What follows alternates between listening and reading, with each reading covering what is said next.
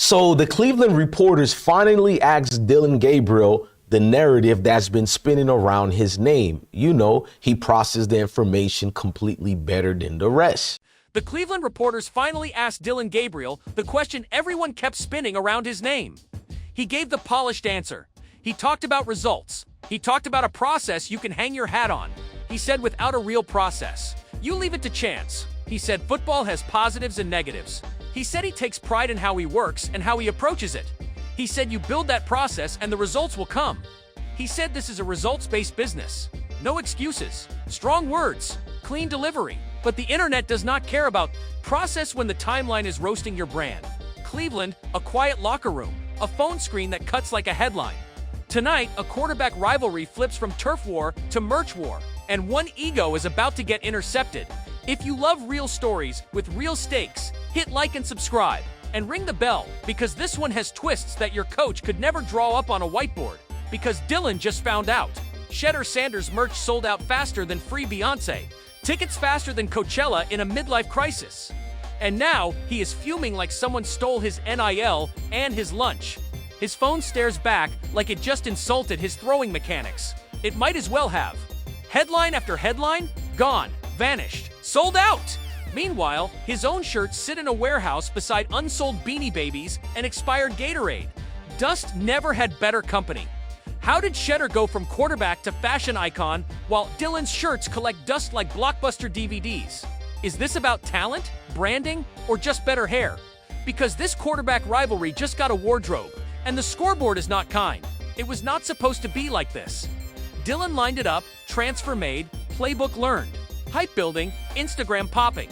Sure, half of those followers look like bots from Jakarta, but momentum is momentum. Then he dropped the merch.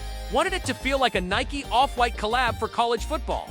Instead, it felt like a knockoff hoodie from a gas station clearance rack. That is not hate. That is the comment section. Enter Shedeur Sanders. The man, the myth, the son of Coach Prime, swagger on swagger. He did not launch a merch line. He launched a movement. Limited hoodies, snapbacks with attitude that can file their own NIL deal, shirts that scream, I am better than your quarterback, and your therapist knows it. It all sold out in minutes. Dillon's mom bought 2 of his hoodies, then asked for a refund. That is a stat you do not put on a graphic.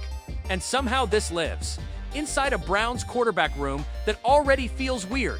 The situation is strange. Then a curveball drops. A report says the Toronto Argonauts of the CFL added Shedeur to their negotiation list per TSN. The Browns drafted Shedeur, but if he ever chased CFL snaps, the Argos would have first rights. That is wild. That is ridiculous. That is the internet pouring gasoline on a room full of helmets. You can feel Dillon's frustration through the screen, like he just watched his fantasy team auto-draft for kickers. He did the photos. He hit the smolder. He posted a TikTok lip sync to Drake. He gave the QB1 stare. The only thing that went viral was the comments. And they were not kind. TV Talk turns up. They ask which rookie should start. People say Shedeur Sanders. They call it a no-brainer. Since 2000, only 6 quarterbacks under 6 feet have started a game. Russell Wilson, Kyler Murray, Bryce Young, PJ Walker, Seneca Wallace, Doug Flutie. The list is short. Even so, they say, start Shedeur over Dillon. They say even if Dillon went in the 3rd round, Shedeur has the better pro body and more upside. That cuts deep. That is a national TV paper cut. Let us talk design because the streets noticed. Shedeur's merch looks like Virgil Abloh dreamed it up. Street meets swagger. Dillon's line reads like high school pep rally meets regional insurance seminar. One shirt literally says grit and grind in Comic Sans. Somewhere, a graphic designer threw a laptop out the window. That sound you heard was despair, and branding matters. Shedeur is a brand. He walks in, and the W-Wi-Fi signal gets stronger. He speaks, and sunglasses appear on faces. He does not do press conferences. He does red carpets. Dillon is the middle child at the family reunion. He launched an Instagram Live to hype the drop. 5 people joined. 2 were his burner accounts. One was a confused grandma trying to FaceTime her dog. Someone typed, "Who discs?" He did not know either. Cleveland drama adds spice. Some folks say the Browns traded up to wreck his career. They say the team wanted to stick it to the Sanders family. That take runs hot. Another voice hits back with common sense. When they left the building, they did not think he would be there. In the 5th round, they already picked their quarterback. Of course they were not going to take another sometimes. The simplest answer is the one. But conspiracy makes better content than common sense. The merch market does not lie, said we. Want Shedeur? Not discount dry fit with a vending machine fortune on the chest. Dillon took it personally. Some say he took it extremely personally. Word is, he showed up to practice in full Shedeur gear to study the enemy. He called it research. Teammates say he practiced his autograph with an extra S in his name. He tried a rebrand DG, the dual threat. He dropped a music video. One guy offered to buy a shirt just to use it as a car rag. Meanwhile, Shedeur is selling keychains for $50 and people are lining up. One woman traded her wedding ring for a Shedeur beanie. Her husband understood. That is loyalty to a logo. Dillon hosted a raffle. Buy one shirt and you get entered. For a personal FaceTime, he ended up FaceTiming his cousin. She hung up to take a call from her dentist. That is tough. Back to business talk. 2 third-string quarterbacks. If you are the owner and both sit at third, which do you keep? One is a third-rounder. One is a fifth-rounder who trends every day. The answer hurts. They keep the one with the heat. They say Shedeur is a new icon, a young icon. That is the business. While Dillon fights through fumbles and feelings, Shedeur keeps stacking collabs NBA friends. Glossy magazine covers, a reality show approached. He said no, it did not fit his aesthetic, which people say is 70% gold chains and 30% effortless domination. That ratio sells. Dillon fights back with heart. Locker room speeches about brotherhood, perseverance. It is not about who sells more hoodies. It is about who leaves it on the field. The speech hits, the team cries. Then they walk out and buy Shedeur socks. You know it is bad when the water boy floats by in Shadur-branded slides. Resale goes crazy.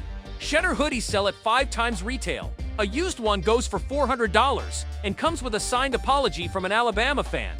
Dillon's shirts get tossed on tailgate bonfires. The flames roast marshmallows and dreams, so Dillon pivots.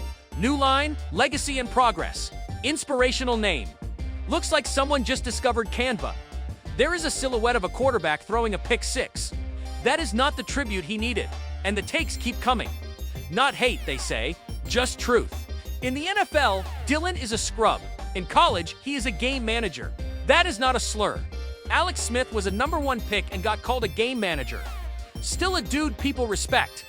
But some say Dillon is not an NFL caliber starter. And then come the reporters. They keep talking about how he processes information. The phrase shows up a lot. It sounds like a compliment. It lands like an eye roll. Campus prank season kicks in. Someone prints stickers that read Shadur Greater. Then Dillon, spelling errors included. Every locker gets tagged. Dillon peels his and slaps it on his water bottle. Irony is a cruel coach. Coaches try to console him. They call him a leader and an asset. They say every team needs a guy like him. Then they post selfies in Shedeur gear. The strength coach dyes his beard to match a limited edition hoodie color. Platinum frost. You cannot make this up. At a team fundraiser, someone donates $5,000 to keep Dillon merch off the shelves. The caption says, "Let the man focus on football." Dillon keeps believing. He keeps posting. #rise and grind. The grind rises. So does resentment. Every Shedeur drop puts one more tier in his protein shake. A reporter asks about merch sales after a game. Dillon smiles and pulls out handwritten notes of apology. Meanwhile, Shedeur tosses signed footballs to fans wearing his merch in rival stadiums. One kid cries, another says he will never wash again. Dillon gives away a signed jersey.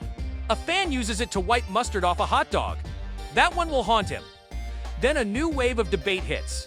People say the Browns are setting Shedeur up to fail. Week 1 against the Panthers is not a soft landing. The roster shows 4 quarterbacks. Shedeur starts the preseason opener. Joe Flacco is over 40. Kenny Pickett is hurt. Dillon Gabriel is hurt. So Shedeur has to be the guy. The real question, why has he not had first-team reps? It feels like a lose-lose. If he struggles, there will be no grace. If he balls out, the Browns owe him a longer look. For Shedeur, it is still a good thing. A chance to prove it under bright lights. Dillon makes a final push. A pop-up shop outside the stadium. No one comes. A tumbleweed rolls by wearing a Shedeur cap. He calls his dad and asks for advice. Dad says, maybe try accounting or podcasting or TikTok dancing. Anything but merch. Rumors bubble up. Dillon might join another overlooked QB for a joint line called Almost Elite. Tagline, close enough to greatness to see it from here. It sounds honest. It also sounds like a sigh. He still shows up on game day. Helmet on, eyes locked, merch. Irrelevant. He slings it. He moves chains. He dreams. Somewhere in a dusty corner of the internet, one of his shirts finally sells. A small win counts too. Back on campus, the hits keep coming. Freshman interns at the bookstore mistake his unsold boxers for free giveaway inventory. They stack them next to lost and found flip-flops and an old box of fidget spinners. One intern whispers, "Wow, vintage." Shadur, the disrespect has bad spelling. Fans rally around Shedeur. They say what happened to him was not cool. They promise to support him in the NFL. His jersey is moving faster than any other rookie. People say he is setting records already. Is he about to be a star, or will he go full Manziel? Is he primetime junior like his dad? The debate never ends. Shedeur drops a fragrance line with a cinematic trailer. Slow motion strut, thunder in the distance. An eagle screech. He tosses a football into the sun.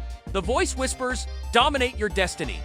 Dillon's team posts a boomerang of him tying his shoelace, shot on an iPhone 8 with a cracked lens. That is content whiplash. Even Dillon's dog ends up in Shadur gear. The neighbor kid dropped it in the yard. The dog wears it with pride. Dillon tries to infiltrate the fan base and see what makes it tick. Then a new billboard goes up, 60 feet tall. Shedeur flexes in his signature hoodie. Icon status confirmed. Dillon drives past it every morning, swears he can hear it laugh. Shedeur's legendary merch keeps selling out. His rookie jersey is the hottest in the class. They have not even confirmed his number yet. The jerseys still fly. Fans say the NFL tried to tank his draft stock. They say the league lied on him. They bring up that prank that ended with a $100,000 fine for his dad. It all becomes a meme. Students pose under the billboard wearing Dillon gear as a joke. They call it reverse clout.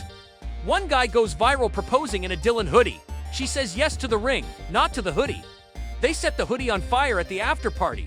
Dillon launches another campaign. Built different. The video is dramatic. Piano keys. Clips of him bench pressing sadness. A slow pan over a closet of unsold hats. Sales stay flat like a Midwest highway. Then comes a documentary. 6 episodes on building a brand. 5 episodes. Are Dillon refreshing the sales page? You cannot say he is not self-aware. He starts giving motivational talks in classrooms. Never give up, he says. Even when your merch hits the 99-cent bin, a kid raises a hand. Do your hoodies shrink in the wash? Dillon excuses himself. He does not come back. Then Dillon calls out the trolls. Roll call, he says. Name a 5th. Round pick, number 144, who owned top-selling jerseys right after the draft. Silence. That is what he thought. At the next pep rally, they vote most likely to go pro. Shedeur wins in a landslide. Dillon wins, most likely to start a podcast called Nobody Believed. Even the mascot votes against him. Teammates try to help. You are grinding, bro, they say. And that mustard stain kinda looks like a logo. One guy suggests a collab with the cafeteria. Brand your merch as durable napkins. At this point, everything is market research. The Campus Fashion Club hosts a QB drip-off. Shedeur does not show. His merch walks the runway by itself. Dillon arrives in full gear. He does a runway spin. The crowd thinks it is a halftime comedy. Sketch. On eBay, one of Shedeur's pieces hits $1,000 and comes with a QR code to a hype video with dolphins and flames and Shadur riding a golden scooter. Dillon gets a 2-star review on his shop. Shirt felt like sadness. He cannot win. More football talk. Shedeur is starting because the team will not risk the main starter. Still, it is a lose-lose. If he plays bad, people will erupt. If he plays lights out, the Browns must take notice. That part is good for Shedeur. The window opens only so many times. Through all of this, Dillon keeps going. The student radio station roasts his line for 3 straight hours.